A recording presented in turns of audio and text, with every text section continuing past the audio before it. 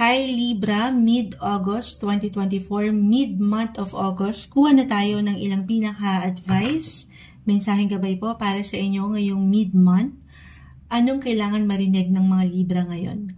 Message will be straightforward po, Libra. Anong mensaheng gabay ang kailangan marinig ng mga taong ito? Ayan, masama sa aking kamay. At pa tayo dyan, Libra. Mid-month, ayan na. Mid-month of August 2024. Ito na. Okay. Isa-isayin natin. Temperance, Reverse. The 3 and 2 of Swords ay narito, guys.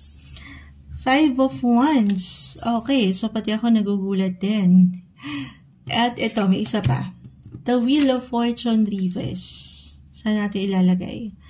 Saan na to, Moonchild? I guess dito lang sa pinaka-ilalim. Okay. Tayo ay general reading, guys. Libra, just only take what resonate. Hindi ko ito tatamisan, Ayan. Sobrang imbalance ni Moonchild. Nakakahiya sa mga Libra. You're all about balance. Pero, okay. Kung aking i-apply yung ilang umangat dito, Libra, ngayong buwan, mid-August, kung ating i-relate astrologically, na kanina ko pa na-mention, planet Mercury is currently in retrograde phase. Mercury is all about communication, transportation, technology, at kapag naka-retrograde ito, maaaring makaramdam kayo ng kabagalan or ilang glitch, hindi pagka-smooth sa part na yan. Aking ulitin, komunikasyon, travel, teknolohiya, napakalawak. 3 of Swords, 2 of Swords, 5 of Wands. So, meron tayong nakikita ditong tensyon na sana ay hanggang doon sa simpleng tensyon lang na ayaw nating mauwi sa diskusyon or even conflict, disagreements.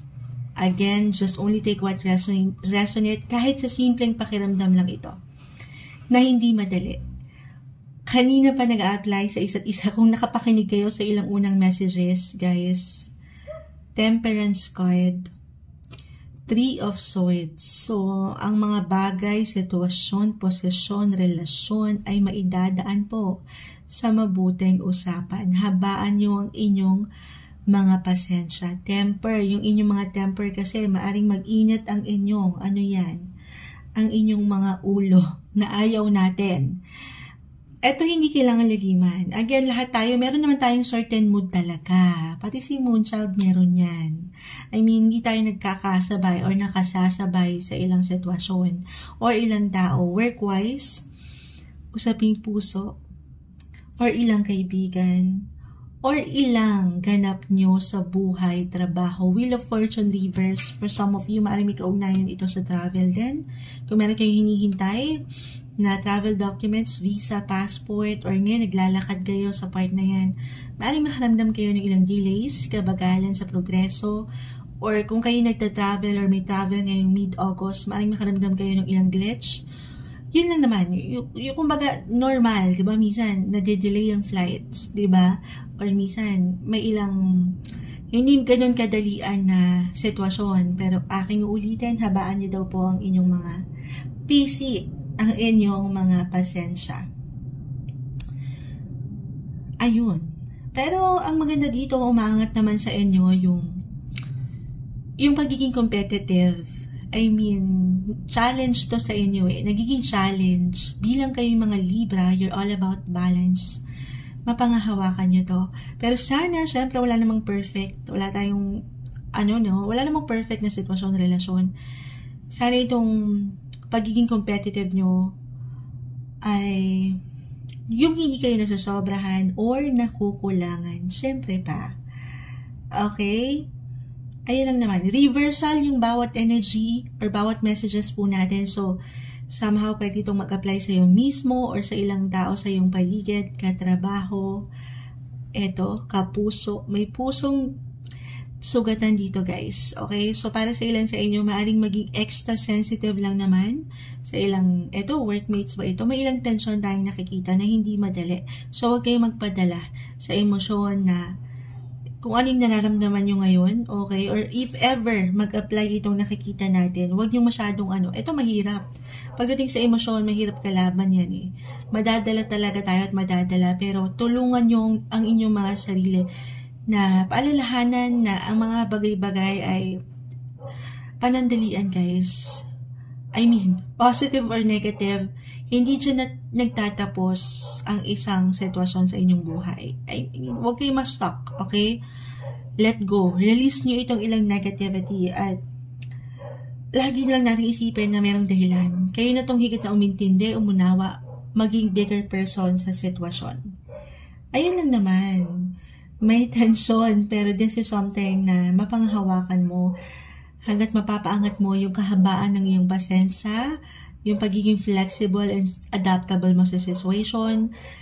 Kahit ito, I'm getting a message, halimbawa sa trabaho, sumasang-ayon ng ilang doggies, Libra, bigla ang may pag-iba ng schedule ng inyong mga workmates or teammates, tapos ikaw itong hahalili, tapos ikaw may lakad ka ring personal, yung ganun lang naman. So, isihan mo lang, iproseso mo muna gamit ang iyong isipan bago ang iyong nararamdaman sa emosyon, bago kayo pangunahan ng bugso ng damdamin, bago kayo makapagbitaw ng salita. Minsan, baka maging straightforward din kayo sa kung ano pwede nyong, gusto nyong maiparating eh, okay? So, ayun lang naman. Take it easy, huwag tayo magmadali. Diyan din nag-struggle si Moonchild eh, pero laban tayo, higit na pag-unawa sa sitwasyon. Okay, ano pa pong ma-add natin? Acceptance lang din, okay? Acceptance na ang buhay ay weather-weather lang.